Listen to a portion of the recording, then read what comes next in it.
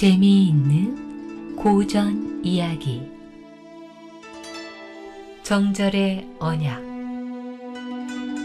고려초 수덕사에서 불도에 정진하던 서정대사라는 이가 있었습니다. 몇십 년을 수도에 정진하던 서정대사는 어느 정도 해탈의 경지에 이르렀다고 생각되자 절을 떠나 속세로 내려와 참하고 어여쁜 여인을 아내로 맞아들여 부부의 연을 맺고 금실 좋게 살고 있었습니다. 어느 날 서정대사가 집 근처를 산책 나갔다 들어와서는 아내에게 말했습니다. 네, 조금 전 해괴한 일을 보았소. 무슨 일인데요? 아내가 궁금하다는 듯 물었지요. 아, 글쎄, 젊은 과부가 자기 남편 무덤에 열심히 부채질을 하고 있지 않겠소. 그 과부가 왜 부채질을 하는지 혹 알겠소? 글쎄요. 아마 남편이 화병으로 돌아가서 죽은 후에나마 그것을 위로하는 것이겠지요. 서정대사는 큰 소리로 웃음을 터뜨렸습니다. 나도 처음에는 그리 생각했소만 그 과부의 말이 남편의 무덤에 흙이 마르기 전에는 제가 할 수 없다고 하니 흙을 빨리 마르게 하려고 그런답니다 하더군. 여자의 마음이란. 서정대사의 말에 아내는 얼굴을 붉히며 말했습니다. 어머, 무슨 말을 그리 하십니까? 여자라고 다 똑같은 것은 아니지 않습니까? 아마도 그 여자는 교양 없는 일자 무식인 여자일 것입니다. 저는 그런 천박한 여인네하고는 다르니 똑같이 취급하지 마셔요. 저까지 그렇게 취급하신다면 전 정말 섭섭합니다. 부인의 말에 서정대사는 빙글에 웃을 따름이었습니다. 그런 서정대사의 모습에 부인은 약이 오르는지 입을 삐죽거리며 말했습니다. 맹세하건대 대사께서 설령 돌아가신다 해도 전 절대 제가 같은 건 아니할 것입니다. 3년상을 지내는 것은 물론 평생을 대사를 기리며 혼자 살 것입니다. 허허허, 앞으로의 일은 장담하는 법이 아니라오. 아니, 대사께서는 저를 믿지 못한다는 말씀입니까? 저는 어엿한 대사의 아내입니다. 대사께서 자기 아내를 믿지 못하다니 이런 경우가 어디 있단 말입니까? 알겠어, 부인. 당신이 그래도 나를 사모하는 줄은 몰랐구려. 내 사과하리다. 그런 대화가 있은 지 며칠이 지나지 않아 서정대사는 이유 없이 시름시름 알아 누웠습니다. 아내는 지극정성으로 서정대사를 보살폈지만 병세는 더욱 악화되었지요. 고운 노을이 창문을 복숭아빛으로 물들이던 어느 저녁 무렵 서정대사는 자신의 수명이 다했음을 느꼈는지 아내의 손을 잡으며 말했습니다. 내 이제 가야 할 날이 머지 않았나 보. 부인을 두고 가려니 마음이 편치 않구려. 내가 죽거든 개의치 말고 좋은 사람을 골라 제가 하도록 하시오. 아내는 서정대사의 말에 일전의 대화가 떠올랐는지 흥분하며 말했습니다. 아니, 무슨 말씀을 그리 하십니까? 일전에도 말씀드렸듯이 저는 제가 같은 것은 하지 않을 것입니다. 그렇게 믿지 못하신다면 제가 이 자리에서 먼저 죽겠습니다. 아니, 그렇게 할 필요는 없소. 부인의 마음은 내 죽어서도 잊지 않으리다. 이젠 진정으로 편히 눈을 감을 수 있겠소. 서정대사는 그렇게 말하고는 편안한 모습으로 숨을 거두었습니다. 서정대사는 불가의 몸으로 세속에 나와 젊은 아내를 맞아 세속적인 삶을 누리다가 그렇게 세상을 떠났습니다. 과부가 된 부인은 남편의 시체를 좋은 관에 안치하고는 서글픈 곡을 했습니다. 서정대사가 급사했다는 소식에 많은 조문객이 찾아왔지요. 하지만 부인은 방에 칩거한 채 그 누구하고도 만나려 하지 않았습니다. 그렇게 며칠이 지난 어느 날이었습니다. 한 청년이 늙은 하인을 앞장 세워 찾아왔습니다. 청년은 서정대사의 관이 안치된 방 안에 들어서자마자 큰 소리로 통곡했지요. 젊은이는 스스로를 서정대사의 제자라고 소개한 뒤 그날부터 대사의 관 곁에 머물러 꼼짝하지 않았습니다. 그렇게 다시 며칠이 지나도록 청년은 그 방을 벗어나지 않았지요. 자신의 방에서 나오지 않던 부인에게도 이 청년의 이야기가 들려왔습니다. 부인은 아무리 제자라고는 하나 그토록 남편의 죽음을 애도하는 그 청년이 어떤 사람인지 궁금했습니다. 부인은 마침내 고맙다는 인사라도 해야겠다는 생각에 남편의 관이 있는 방으로 들어가서 그 청년을 만나 이야기를 나누었습니다. 대사의 죽음을 이렇게 애도해 주시니 감사할 따름입니다. 아닙니다, 부인. 그간 얼마나 상심이 크셨습니까? 이렇게 대화를 시작한 부인과 청년은 이런저런 이야기를 나누었지요. 그러는 동안 부인은 청년의 수려한 외모와 총명함에 조금씩 호감을 갖게 되었습니다. 그 부인과 청년의 만남은 잦아졌고 두 사람의 관계는 더욱 깊어졌습니다. 서로를 바라보는 눈길 또한 애절하기 그지없게 되었지요.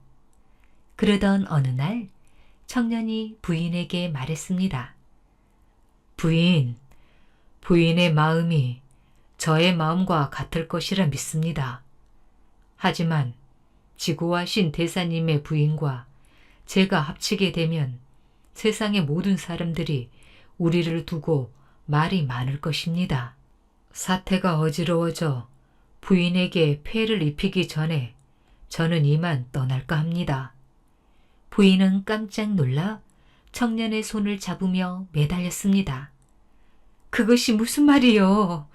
남편은 죽고 없는데 우리가 합치지 못할 이유가 어디 있단 말입니까? 사람들의 이목 같은 것은 상관없습니다. 도련님만 괜찮다면 혼례 준비는 제가 알아서 할 터이니 걱정하지 마십시오. 그리하여 부인은 청년과 혼례를 치르기로 약조하고는 혼례 준비를 서둘렀습니다. 부인은 우선 하인들에게 서정대사의 관을 뒤쪽 헛간에 옮기도록 하고 자신이 쓰던 방을 신방으로 꾸미도록 했습니다. 그리고 자신은 그날로 소복을 벗어버리고 빛깔 고운 옷으로 갈아입었지요. 기다리던 혼례일이 되었습니다. 곱게 몸단장을 하고 신부옷을 입은 부인은 하늘에서 내려온 선녀 같았습니다. 청년은 부인의 아름다운 모습에 넋을 잃은 듯 했지요. 부인은 두근거리는 마음으로 혼례를 치르고 청년 손에 이끌려 신방으로 들어갔습니다. 신랑이 된 청년이 한박 웃음을 지으며 호롱불을 껐습니다. 그때였지요. 갑자기 신랑이 쓰러지면서 온몸을 뒤틀더니 입에서 허연 거품을 뿜어냈습니다. 부인은 갑작스러운 병고에 깜짝 놀라 청년이 데리고 온 하인을 불렀지요. 여보게 할아버, 이것이 무슨 일이란 말이요? 늙은 하인은 송구스러운 듯 부인에게 말했습니다. 마님, 실은 도련님께는 어릴 적부터 발작하는 병이 있었습니다. 요사이 발작이 없어 이제 다 나으신 줄 알았더니. 아니, 그럼 나올 수 있는 약도 없단 말이요? 용한 약이 있기는 하지만 워낙 구하기가 어려운 것이라서. 늙은 하인이 말끝을 흐리자 부인은 다급해져서 물었습니다. 그게 무엇이요? 내 어떻게든 구해 볼 터이니 어서 말해 보시오. 늙은 하인은 우물쭈물하더니 대답했습니다. 그것은 다름이 아니라 사람의 고리옵니다.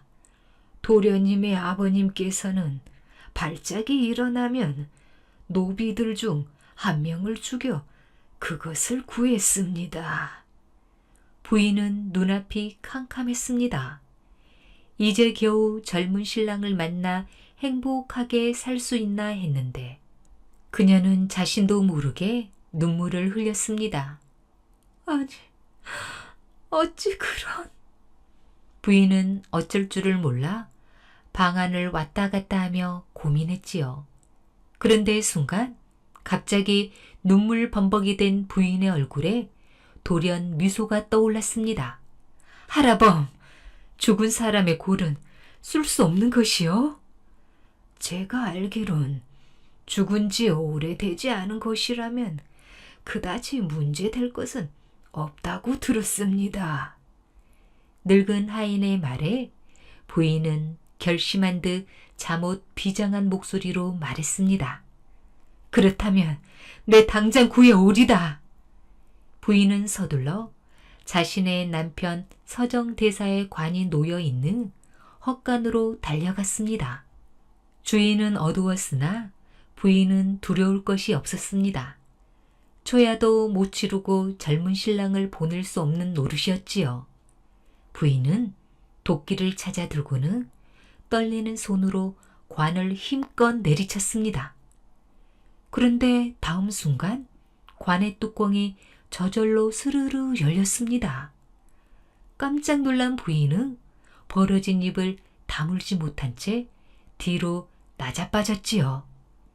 이어 관 속에 누워있던 서정대사가 요요히 일어나는 것을 본 부인은 그만 입에 거품을 물고 기절하고 말았습니다. 서정대사는 한숨 잘 잤다는 듯 기지개를 켜고는 쓰러진 부인을 바라보며 빙긋 웃었습니다. 잠시 후 정신을 차린 부인은 방 안에 누워있는 자신을 발견하고는 주변을 살펴보았습니다. 분명 이곳은 신방을 차리던 곳인데. 부인이 일어나자 서정대사가 다가와 자신의 수의를 살피며 말했습니다. 부인, 이제야 정신을 차리는구려. 헌데 내가 왜 이런 옷을 입고 있는지 기억이 나지 않는구려. 부인은 놀란 가슴을 진정시키며 말했습니다. 당신은 한 달 전에 돌아가셨어요. 기억이 나지 않으시는 모양이군요. 제가 그동안 얼마나 적적한 시간을 보냈는지, 얼마나 많은 눈물을 흘리며 지내는지 모르실 거예요. 부인은 이렇게 시치미를 떼면서 방 안을 살펴보았습니다. 분명 신방이 맞는데 신랑과 하인은 물론 신방의 모습은 어디로 사라졌는지 감쪽같이 없어졌습니다. 부인은 문득 그것이 문제가 아님을 느꼈습니다. 그녀는 서정대사에게 아양을 떨며 말했지요. 그동안 제가 당신의 관 곁을 떠나지 않고 있다가 오늘 저녁 문득 관 속에서 이상한 소리가 들리기에 열어보았지요. 그랬더니 당신이 이렇게 살아나는 것이 아닙니까? 얼마나 기쁜지 모르겠어요. 하늘이 저를 가엾게 여기신 게 틀림없어요. 서정대사는 부인의 말에 미소를 지으며 말했습니다. 당신이 그렇게 생각하다니 정말 고맙구려. 그런데 당신의 옷은 어쩐지 상중인 여인의 복장은 아닌 듯하오. 마치 갓 혼례를 치른 신부 같구려. 부인은 당황한 얼굴을 감추며 말했습니다. 왠지 오늘은 당신이 살아올 것만 같아서 혹시나 하고 이 옷을 입고 있었지요. 제가 이렇게 기쁜 날을 그냥 지나칠 순 없지요. 주안상이라도 차려 올릴 테니 잠시만 기다려 주십시오. 부인은 그렇게 말하고는 밖으로 나와 집안을 살폈습니다. 청년과 늙은 하인은 어디서도 찾을 수 없었습니다. 안도의 한숨을 내쉬며 아마도 대사가 살아난 것을 알고는 어디론가 숨었나 보다 생각했지요. 부인은 급히 주안상을 차려 방으로 들어가 대사에게 온갖 애교를 부리며 술 시중을 들었습니다. 서정대사는 취기가 돌자 흥에 겨운 듯 노래 한 자락을 뽑았습니다. 봄날의 꽃과 같은 어여쁜 얼굴에 소생딸 같은 두 눈썹, 겉으로 보기엔 아름답지만 부부는 안 될 말일세. 도끼로 머리를 노린다면 즐기는 낮잠도 모두 글렀다네. 서정대사가 노래를 마치자 청년과 노인이 불쑥 방으로 들어왔습니다. 부인은 너무 놀라 또 한 번 그 자리에서 기절하고 말았지요. 서정대사는 술잔을 마저 비우고 호탕한 웃음을 터뜨리며 밖으로 나갔습니다. 서정대사의 웃음소리는 쓸쓸한 가을바람 소리 같기도 했고 쌀랑눈이 온 세상을 덮는 날밤 천지를 맴도는 새창 강풍 같기도 했습니다. 서정대사가 밖으로 나가자 청년과 늙은 하인의 모습은 한낱 헛개비처럼 천천히 허공으로 사라졌습니다. 이어 서정대사의 웃음소리도 조금씩 잦아들면서 청명한 하늘의 작은 구름처럼 흩어졌습니다. 화랑제도를 만든 진흥왕. 고구려와 국경을 맞대고 있는 신라의 외딴 마을에 요란한 말발굽 소리가 들려왔습니다. 사람들은 두려움에 떨며 밖을 내다보았지요. 고구려 군사 한 무리가 말을 타고 마을을 향해 달려오고 있었습니다. 신라 백성들은 재빨리 짐을 꾸려 산으로 달아났지요. 고구려군은 순식간에 마을을 점령했습니다. 신라 백성들은 산속에 숨어 지내며 신라군을 기다렸습니다. 차라리 내려가서 항복하는 게 나을 거야. 신라군이 와도 질 게 뻔하니까. 한 노인이 고통스럽게 기침을 하며 말했습니다. 서쪽으로는 백제군들이 쳐들어오고 남쪽 해안으로는 왜구들이 쳐들어오고 이게 다 약한 나라에서 태어난 죄예요. 아이를 아는 여자가 울먹이며 말했습니다.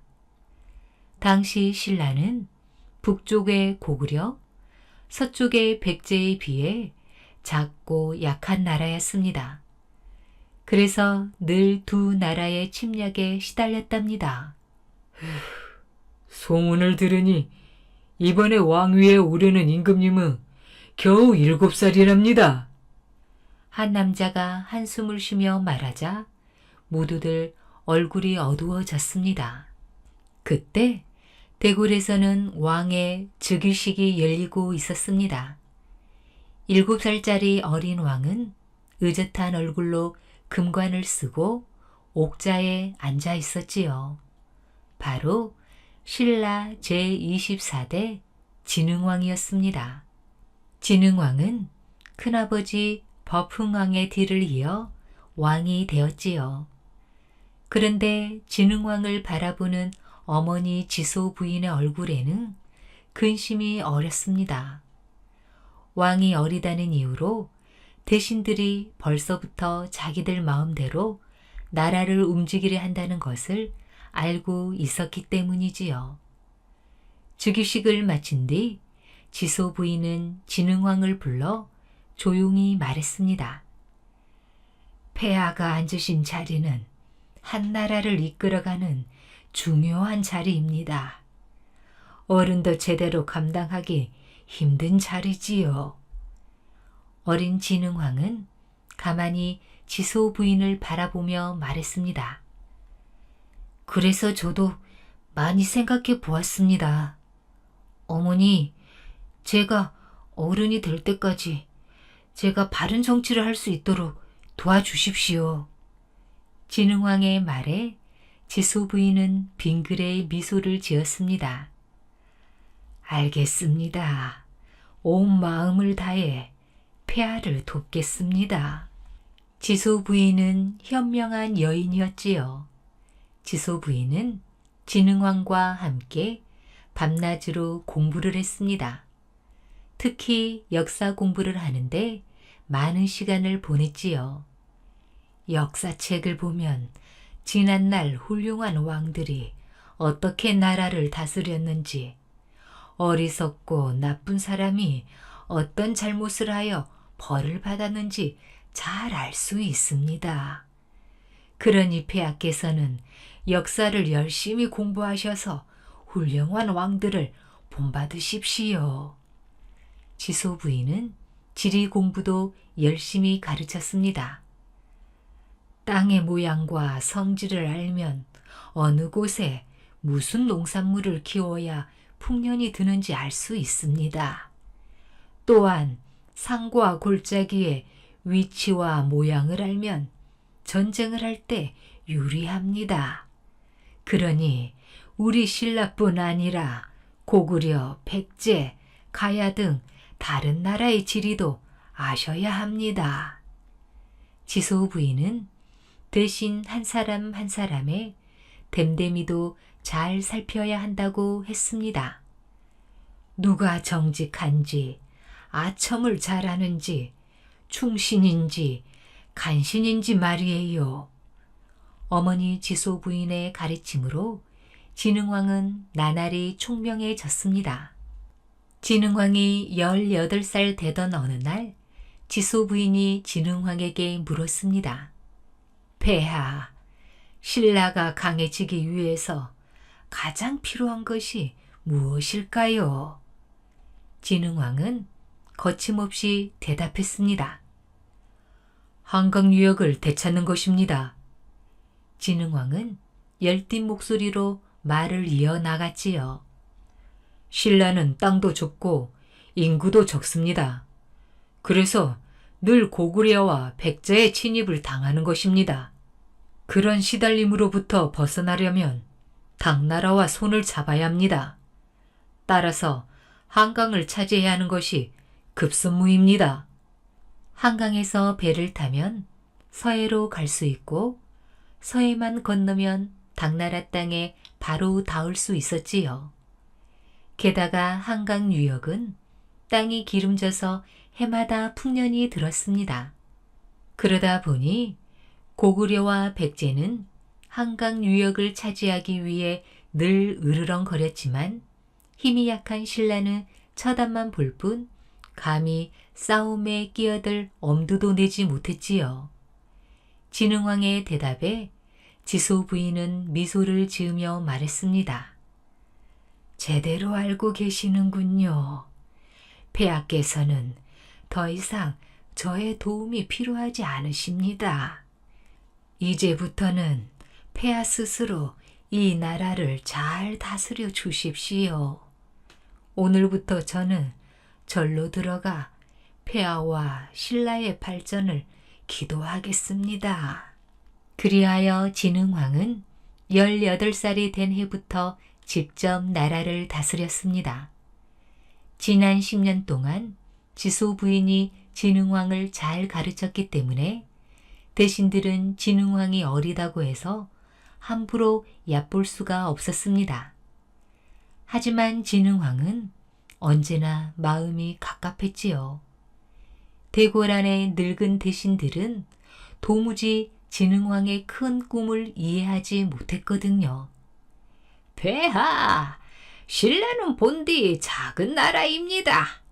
너무 욕심을 내시면 공연히 고구려와 백조로부터 또 침략을 당하니 조심해야 합니다, 폐하. 그러하옵니다. 백제와 고구려는 저희들끼리 자주 싸웁니다. 그러니 우리 신라는 그때그때 상황을 보아서 고구려가 강하면 고구려 편을 들고 백제가 강하면 백제 편을 들면 됩니다. 그것이 안전하옵니다. 대신들과 회의를 마친 진흥왕은 화가 치밀어 몇 시간이고 화를 쏘거나 혼자서 말을 타곤 했답니다. 뜻을 같이 할 사람들이 없을까? 새로운 생각과 시도를 두려워하지 않는 젊은 친구들과 함께 이 나라를 이끌어갈 수 있다면 좋으련만. 그때 진흥왕에게 좋은 생각이 떠올랐습니다. 그래, 어머니의 가르침이 지금의 나를 만들었다. 그렇다면 신라의 우수한 젊은이들을 뽑아 가르친 다음 나를 돕게 하면 되지 않을까? 진흥왕은 당장 명령을 내렸습니다. 건강하고 총명한 젊은이들을 뽑아 한데 모은 다음 글과 무예를 가르치도록 하시오. 신라 곳곳에서는 수많은 젊은이들이 모여들었습니다. 그리고 마침내 여러 번의 시험을 거쳐 뽑힌 우수한 젊은이들이 진흥왕 앞에 섰습니다. 진흥왕은 흡족한 얼굴로 젊은이들을 보며 말했지요. 꽃처럼 아름답고 건강한 모습이구나. 그대들을 화랑이라고 부르겠다. 화랑은 말 그대로 꽃 같은 젊은이라는 뜻입니다. 내가 화랑을 뽑은 것은 장차 우리 신라를 쥐고 나갈 대들보가 필요하기 때문이다. 그대들도 잘 알다시피 우리 신라는 작고 약해 언제나 고구려와 백제로부터 시달려왔다. 고구려와 백제를 이기려면 그대들처럼 훌륭한 젊은이들이 중심이 되어 나라를 지켜야 한다. 그러니 오늘부터 열심히 글 공부를 하고 무예를 갈고 닦아라. 폐하의 기대에 어긋나지 않게 자랑스러운 신라의 대들보가 되겠습니다. 화랑들은 씩씩하게 대답했습니다. 화랑들은 경서를 공부하고 칼과 창을 쓰는 법, 활쏘기, 말타기 등 무예를 갈고 닦았습니다. 무리를 지어 전국의 산과 들, 골짜기를 다니기도 했지요. 그것은 단순한 여행이 아니라 땅의 모양과 성질을 익히기 위한 공부이기도 했답니다. 또한 단체 생활을 하면서 서로를 아끼고 위하는 마음도 길렀습니다. 동료 화랑을 친형제처럼 사랑하는 마음은 전쟁터에서 뜨거운 우정과 의리로 발휘되었고 그것은 곧 승리의 원천이 되었지요. 당시 신라에는 원강이라는 훌륭한 스님이 있었습니다. 원강 스님은 화랑들이 나라의 큰 힘이 되어야 한다며 화랑을 위한 계율을 정해 주었답니다. 첫째, 나라와 임금님께 충성할 것. 둘째, 부모님께 효도할 것. 셋째, 친구는 믿음으로 사귈 것. 넷째, 전쟁터에 나가면 절대 물러서지 말 것. 다섯째, 목숨이 있는 것을 함부로 죽이지 말 것. 이 5가지 계율은 세속오계라고 해서 화랑들이 생명처럼 소중하게 여기는 가치가 되었습니다. 진흥왕은 신라의 군대도 강하게 훈련시켰지요. 군인들에게 녹봉을 넉넉하게 주자 신라 곳곳에서 많은 남자들이 군사가 되겠다며 몰려 들어왔습니다. 진흥왕은 군사들을 철저하게 훈련시켰습니다. 그리고 화랑들에게 신라군을 이끌게 했답니다. 화랑들은 여러 가지 병법을 공부했기 때문에 적은 희생으로 크게 승리할 수 있는 법도 잘 알고 있었지요. 게다가 무예도 뛰어나 군사들에게 좋은 스승이 될 수 있었습니다. 이렇게 하루하루 나라의 힘을 키우고 있을 무렵 때마침 좋은 기회가 왔습니다. 고구려의 한강 유역을 빼앗기고 수도를 웅진으로 옮길 만큼 궁지에 몰린 백제 성왕이 고구려 도살성을 공격해 빼앗아 버린 것이었습니다. 그러자 고구려도 지지 않고 백제의 금연성을 빼앗았습니다. 그러고는 무서운 기세로 백제를 공격하기 시작했지요. 백제 성왕은 서둘러 신라의 사신을 보내 지원군을 요청했습니다. 백제는 진흥왕의 큰아버지인 버풍왕 때까지 신라와 동맹 관계를 맺고 있었거든요. 하지만 진흥왕은 백제 사신을 향해 차갑게 말했습니다. 신라는 백제를 위해 피 한 방울도 흘릴 수 없으니 돌아가거라. 진흥왕의 말에 백제 사신보다 신라 대신들이 더 놀랐습니다. 폐하, 신라와 백제는 동맹 관계이옵니다. 그 약속을 깨시면 안 됩니다.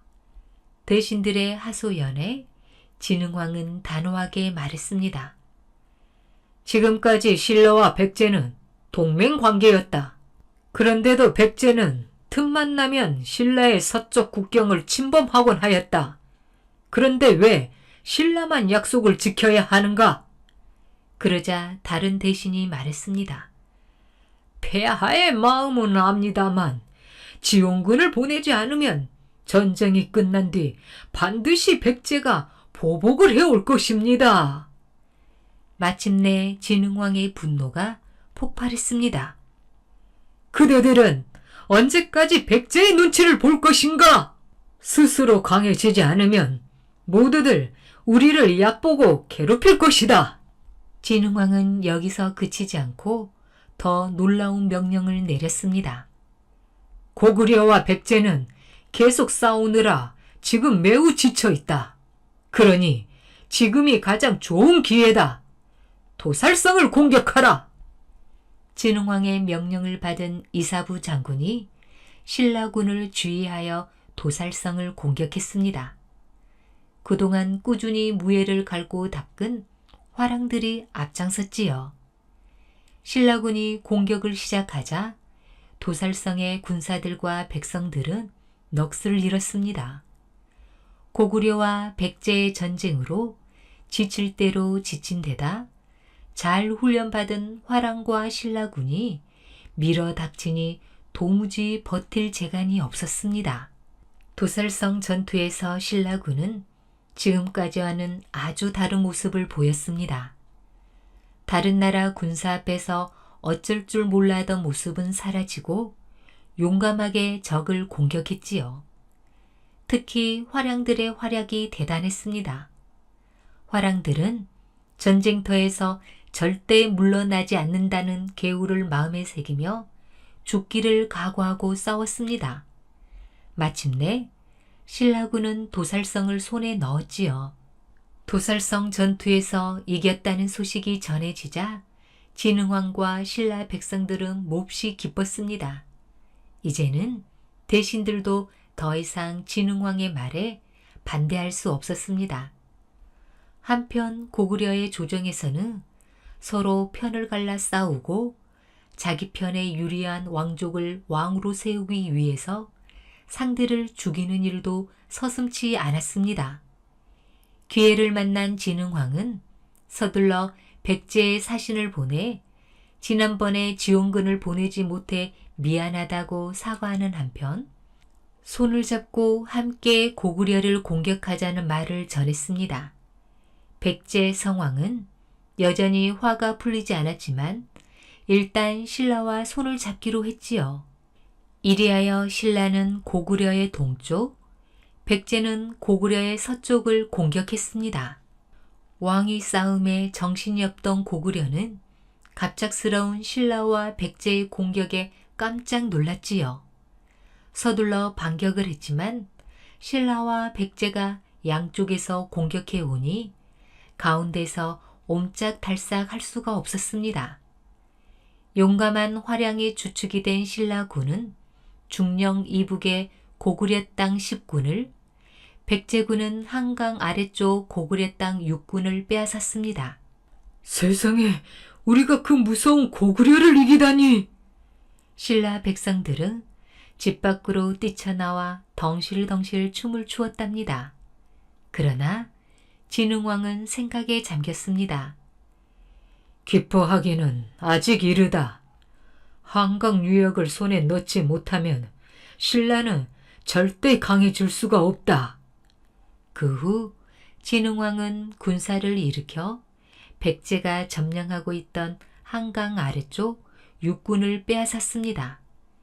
이로써 진흥왕은 오랫동안 염원했던 한강 유역 정복에 꿈을 이루게 되었지요.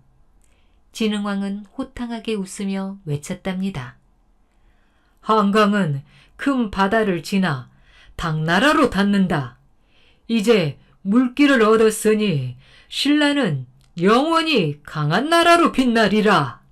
한강 유역을 빼앗겼다는 소식을 들은 백제 성왕은 분노에 떨었습니다.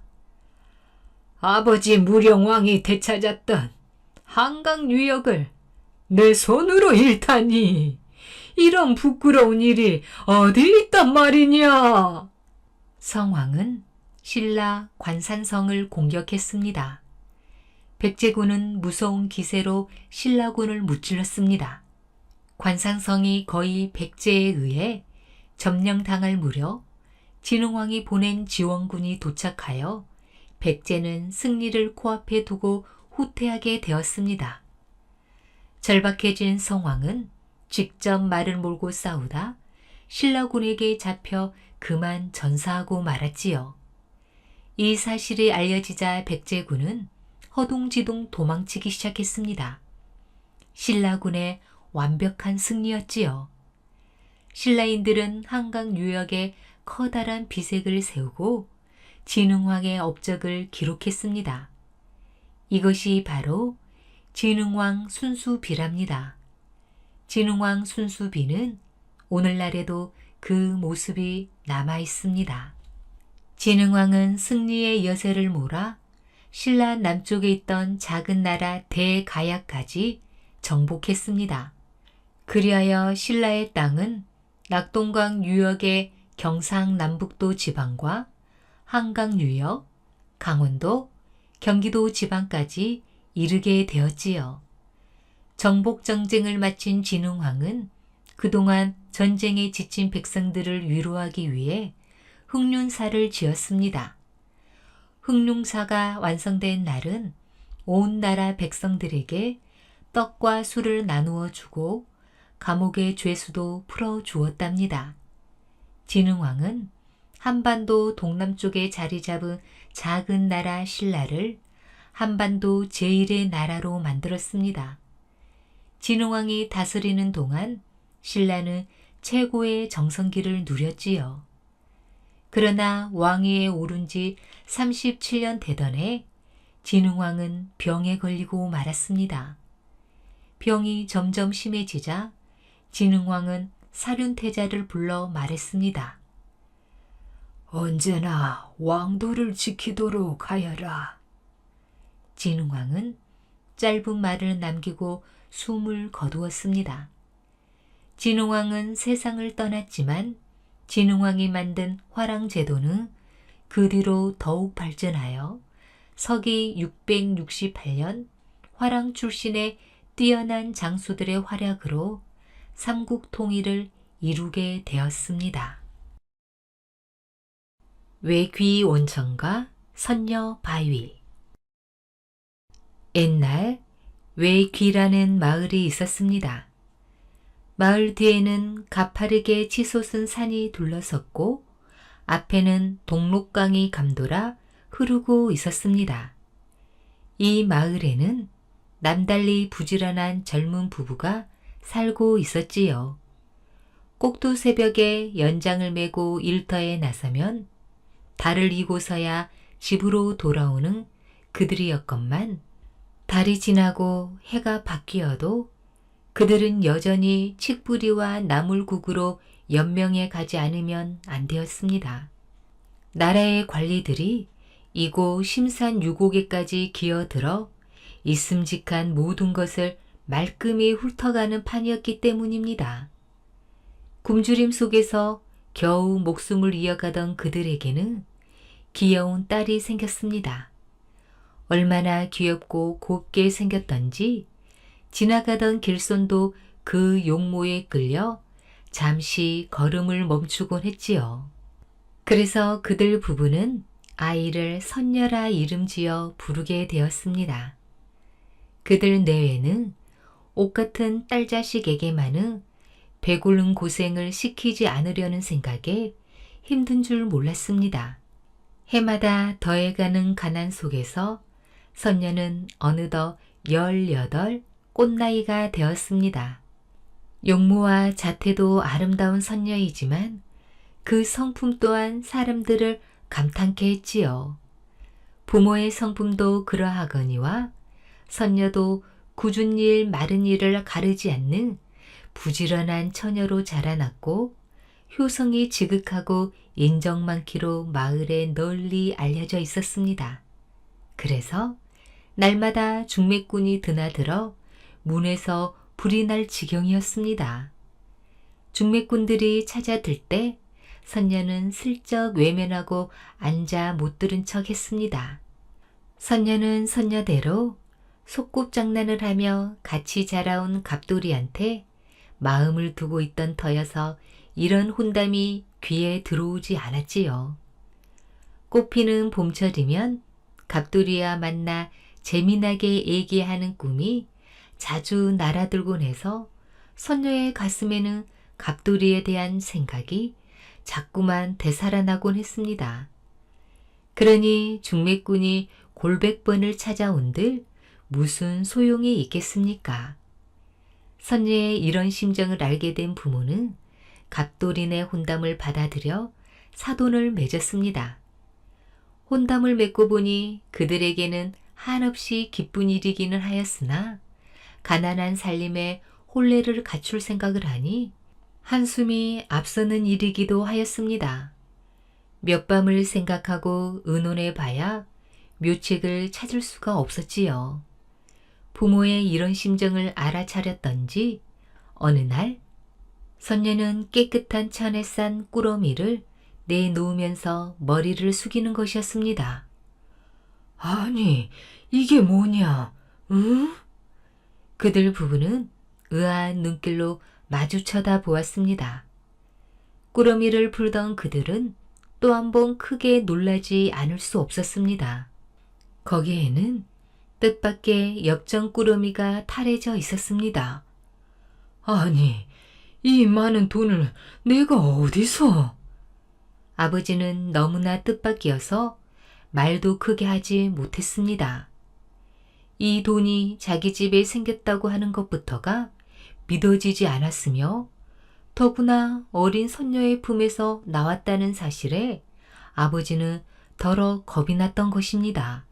선녀의 손 틈으로 소리 없이 우는 눈물이 방울져 떨어지며 치맛자락을 적셨습니다. 얘야, 사실대로 말해라. 재촉하는 어머니의 말은 가늘게 떨렸고 울음이 섞여 있었습니다. 그러자 선녀는 어머니의 품에 와락 안기며 어머니! 하고 흐느껴 울기 시작했습니다. 선녀는 흐느껴 울면서 사연을 다 말했지요. 선녀의 아버지는 종일토록 모진 일을 하다 밤이면 잠결에 늘 앓은 소리를 하곤 했습니다.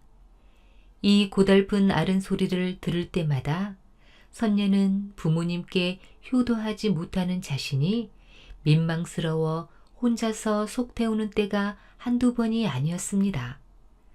선녀는 아버님께 양 몇 첩이라도 대접해야겠다는 생각이 들었습니다. 그래서 그는 동네 상일은 거의 도맡아 했고 철 따라 산나물도 남보다 몇 곱절 더 캐어오곤 했습니다.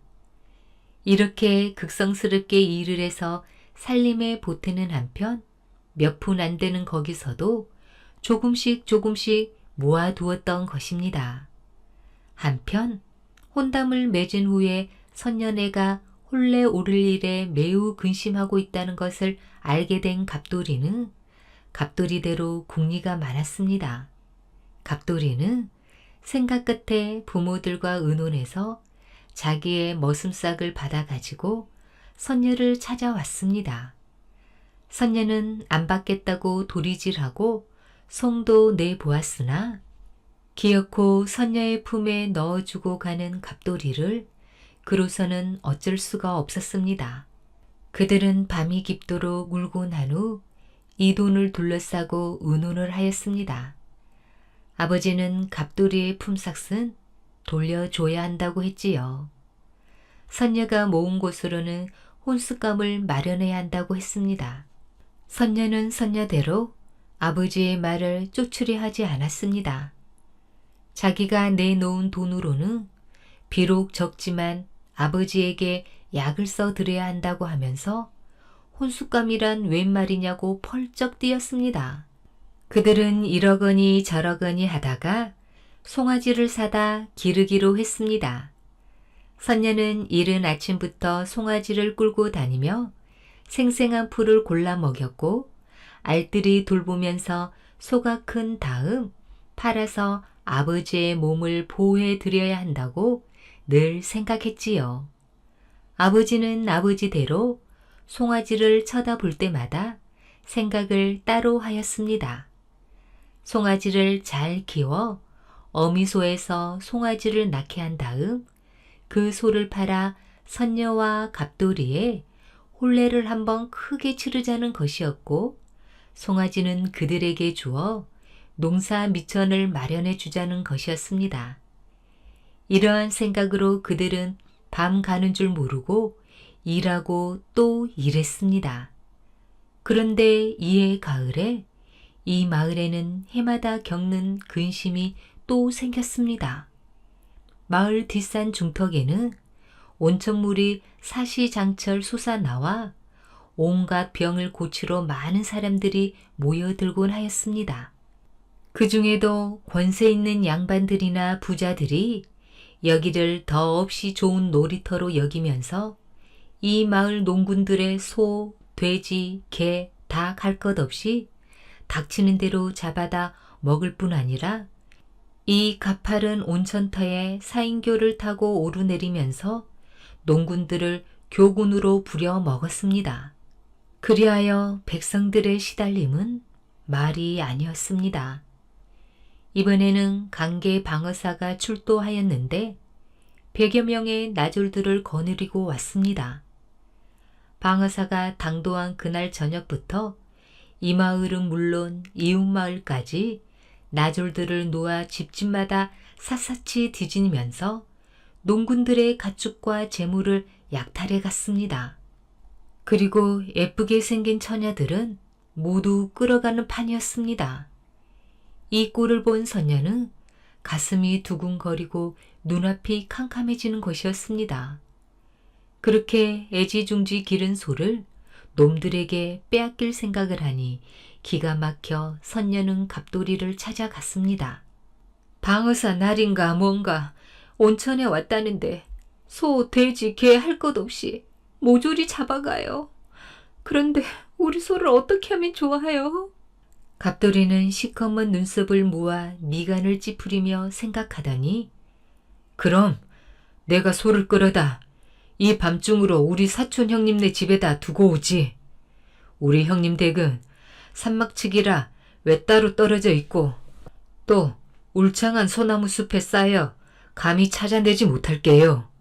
땅거미가 기어들기 시작할 때 갑돌이는 약속대로 선녀네 집에 와서 소를 끌고 놈들의 눈을 피해 길을 떠났습니다.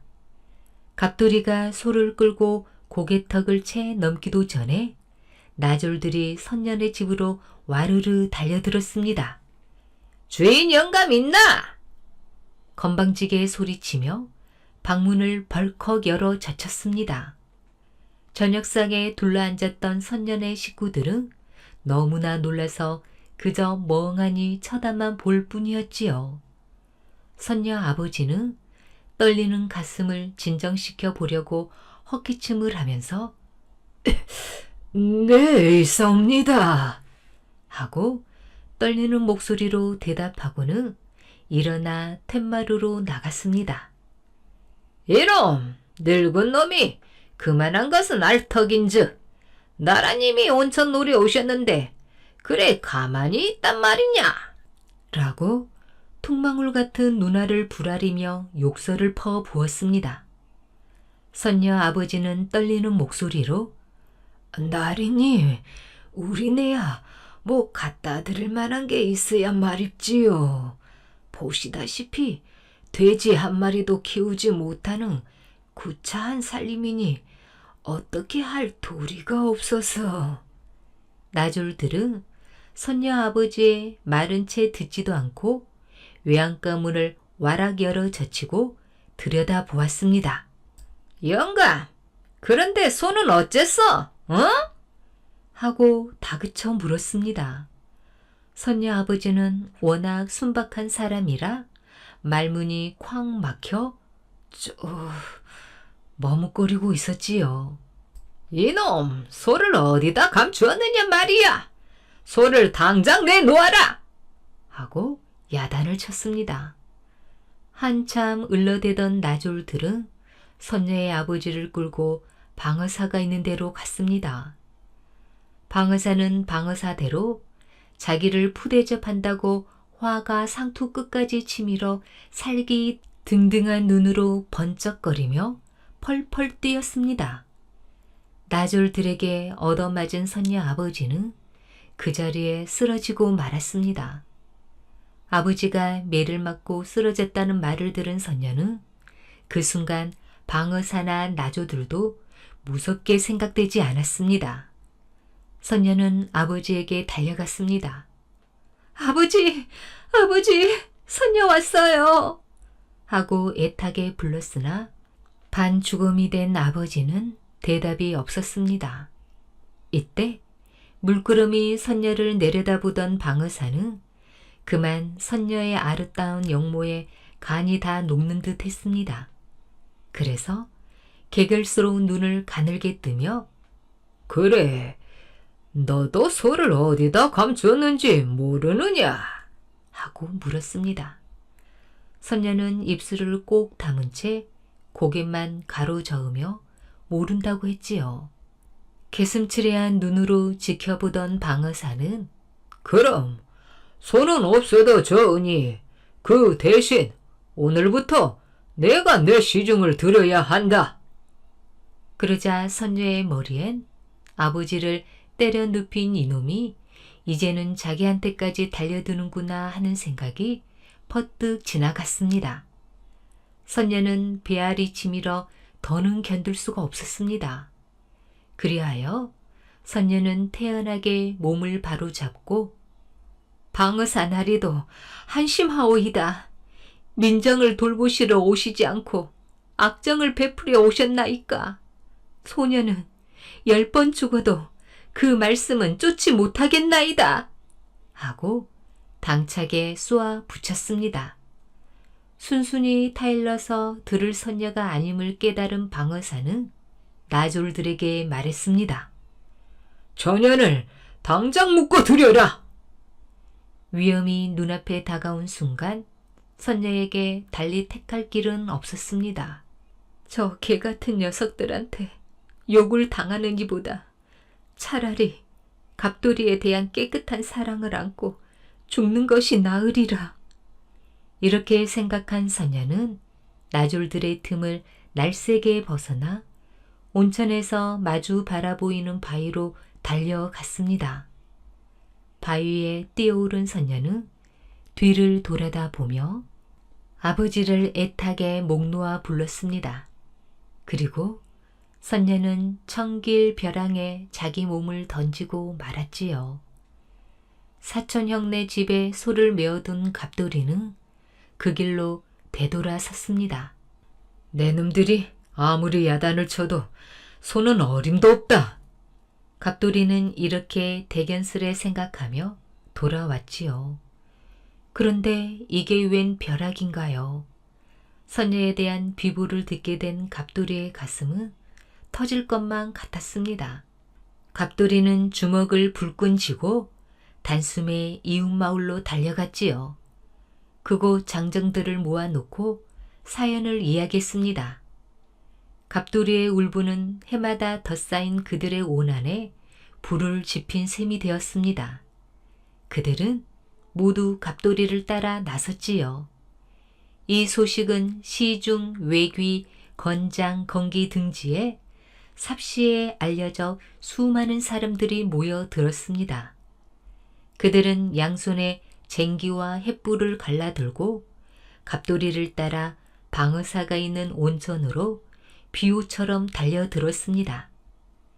온천에서는 관리들이 백성들의 재물과 가축들을 긁어 모아다가 진수성찬을 차려놓고 취용에 빠져 있었습니다. 갑돌이는 여태까지의 머슴살이에서 쌓여온 피 맺힌 원한과 선녀를 잃은 울분이 한데 겹쳐 이를 부두둑 갈았습니다. 그는 먼저 방어사한테 달려들어 단숨에 칼로 내리쳤지요. 마을 사람들도 뒤따랐습니다. 살아남은 나졸들은 대들 엄두도 못 내고 꽁무니를 빼고 말았지요. 사람들은 자기들끼리 싸워 이긴 기쁨을 금치 못하여 횃불을 든 채 밤을 새웠습니다. 그리고 선녀가 몸을 던진 바위를 불러 이때부터 선녀바위라고 이름을 짓게 되었다고 합니다. 오늘 준비한 이야기는 여기까지입니다. 더 재미있는 이야기로 다시 만나겠습니다. 꿀잠 주무세요.